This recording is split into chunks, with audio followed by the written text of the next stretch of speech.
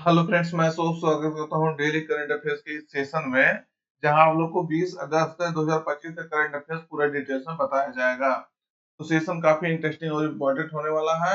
Last तक देखिएगा, कई सारे क्वेश्चन आपको जो है मिलेंगे जो आपके एग्जाम के लिए बहुत इंपॉर्टेंट होंगे। तो इस क्वेश्चन को बताइए कि भारतीय बंदरगाह विधेयक अभी लाया गया है, तो लोकसभा में पास भी हो गया है, तो ये किस वर्ष के अधिनियम को जो है प्रतिस्थापित करेगा।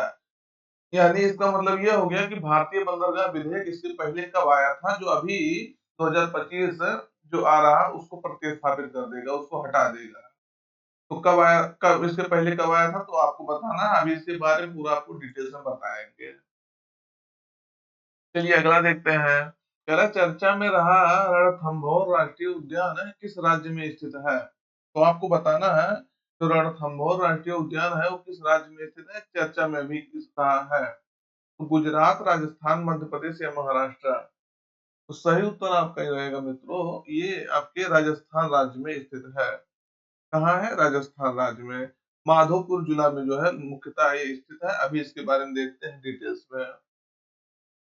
तो रणथंभौर राष्ट्रीय उद्यान में बाघ सफारी के दौरान, यहाँ जो है टूरिस्ट घूमने गए थे, बाघ सफारी के दौरान 20 पर्यटक उस समय जो है फंस गए जब उनका कैंटर जो है खराब हो गया और गाइड उन्हें छोड़ करके जो है चला गया।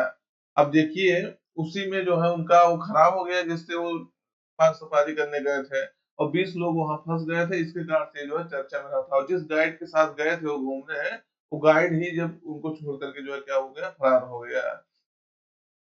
तो रणथंभौर राष्ट्रीय उद्यान कहाँ है, राजस्थान के सवाई माधोपुर जिले में अरावली और जो है विंध्य पर्वतमाला के संगम पर ये स्थित है। तो इसको ध्यान रखना है। 1973 में जो है प्रोजेक्ट टाइगर रिजर्व के तहत जो है लाया गया था, और 1980 में इसे जो है नेशनल पार्क बना दिया गया था। तो ध्यान रखना है, इंपॉर्टेंट है आपके लिए।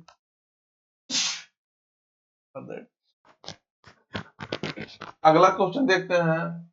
ये देखिएगा, राजस्थान के और जो कुछ है national park, other 3 tiger reserve Rajasthan में है, जैसे रणथंभौर टाइगर रिजर्व सवाई माधोपुर में, सरिस्का टाइगर रिजर्व अलवार में, और मुकुंदरा हिल्स टाइगर रिजर्व ये कहाँ है, कोटा में। तो आपसे ये भी पूछा जा सकता है ये कहाँ है। देखिए नाम आपका जो है सब है, इसको देख आपको ध्यान ध्यान रखना है। रामगढ़ बिस्धारी जो है वाइल्ड लाइफ सेंचुरी यहाँ है राजस्थान में। उसके बाद ये सरिस्का यहाँ है, या सवाई माधोपुर यहाँ है। उसके बाद देखिएगा मुकुंदरा हिल्स टाइगर रिजर्व यहाँ है। तो ये आपको ध्यान रखना है, इंपॉर्टेंट है ये चारों। इसी में से भी आपका जो है पूछा जा सकता है कि किस स्टेट में ये जो है स्थित है। अगला है, किस वर्ष भारतीय अंतरिक्ष यात्री का जो है चंद्रमा पर उतरने के लिए योजना का घोषणा किया गया है।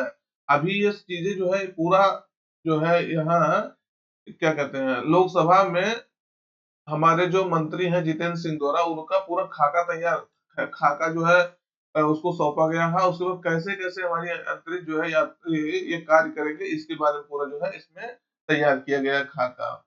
तो वहां भेजा गया है लोकसभा में, इसको बताया गया है। तो 2040 तक ये बताया गया है, कब तक, 2040 तक, कि हमारे भारत से कोई अंतरिक्ष यात्री होगा वो चंद्रमा पर उतरेगा। तो याद रखना, इंपॉर्टेंट है ये आपके लिए। देखते हैं इसके बारे में क्या है, इसके बारे में मुख्य जो है बातें। Test one.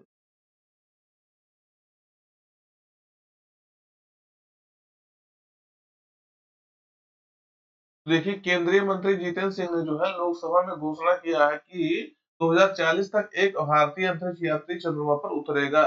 और साथ ही उन्होंने जो है भारत की व्यापक अंतरिक्ष रोड मैप की रूपरेखा भी जो है प्रस्तुत की है। तो उद्देश्य क्या होगा इसका, पृथ्वी की कक्षा से परे जो है मानव अंतरिक्ष अन्वेषण क्षमता का जो प्रदर्शन करना है, चंद्रमा पर निवास से संबंधित चीजें अन्वेषण उसका करना है, रिसर्च करना, संसाधन उपयोग के लिए जो है स्वदेशी क्षमता का जो है निर्माण करना, इसका उद्देश्य होगा। उसके बाद भारत के अंतरिक्ष कार्यक्रम को जो है उसकी आर्थिक, वैज्ञानिक और सुरक्षा महत्वाकांक्षाओं के साथ जो है इंटीग्रेट करना, एकीकृत करना, ये उसका उद्देश्य होगा।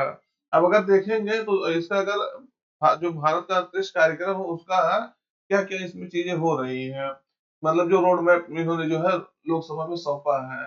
2026 में जो है व्योम मित्र मिशन हम लोग शुरू जो है भेजेंगे। व्योम मित्र मिशन, इसका जो है क्या होगा, ये जो है प्रणाली इसका मानव रोबोट कह सकते हैं, रोबोट के थ्रू मानव रहित मिशन जो होगा इस परीक्षण करेगा इसका। 2027 में गगनयान मिशन हम लोग जो है छोड़ेंगे, निचली कक्षा में अंतरिक्ष में जो है भारत का पहला अंतरिक्ष यात्री जाएगा गगनयान से। 2035 में हमारा क्या होगा, 2035 में क्या होगा, भारतीय अंतरिक्ष स्टेशन हम लोग स्टेब्लिश करेंगे, कहाँ, स्पेस में।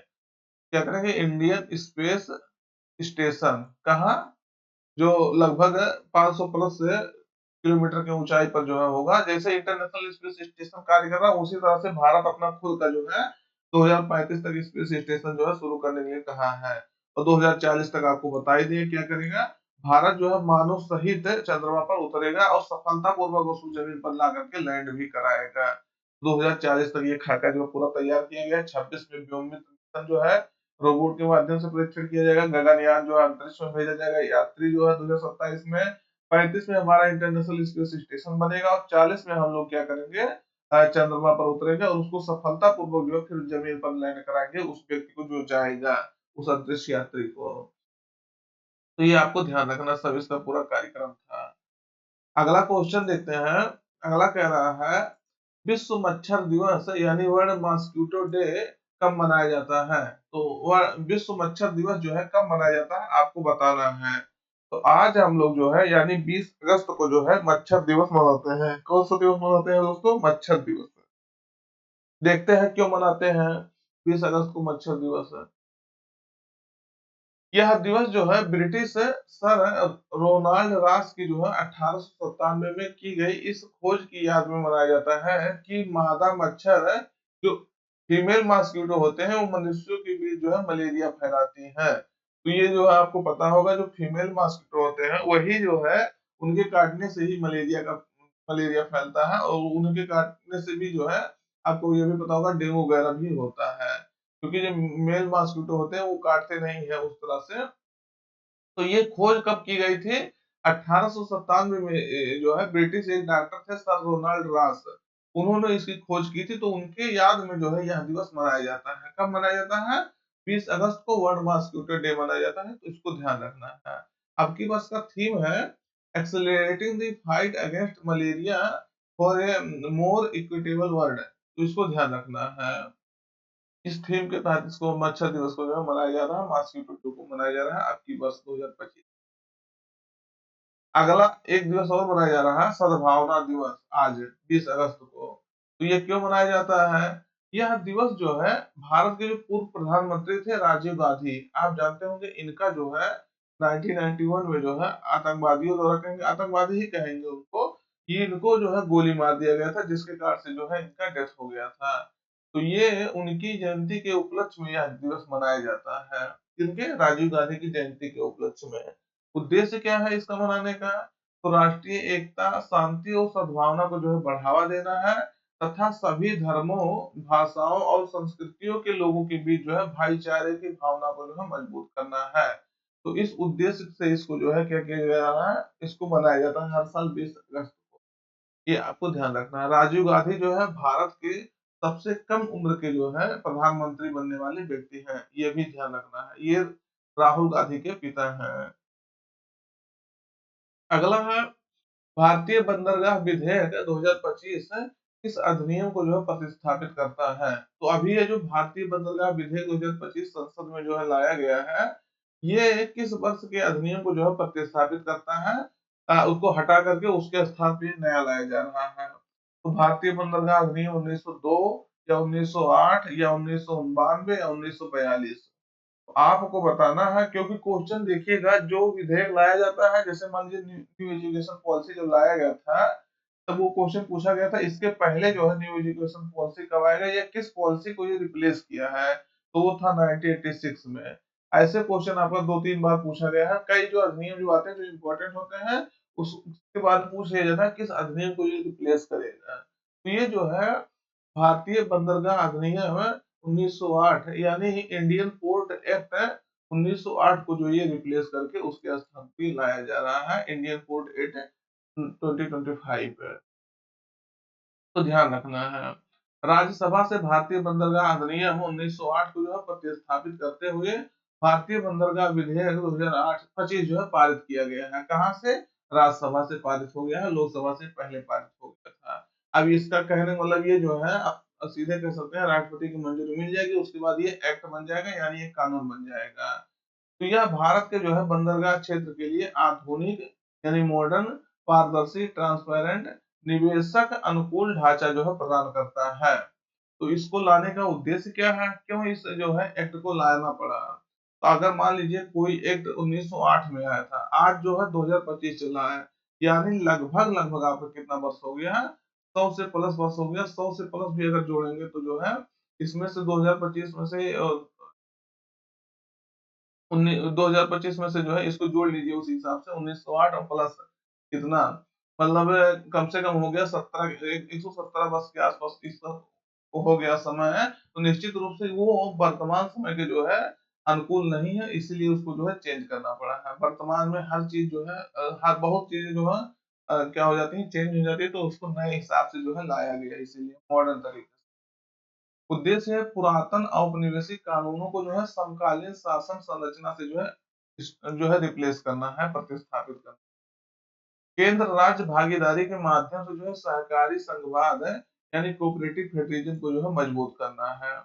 पर्यावरण अनुपालन और हरित बंदरगाह विकास सुनिश्चित करना है।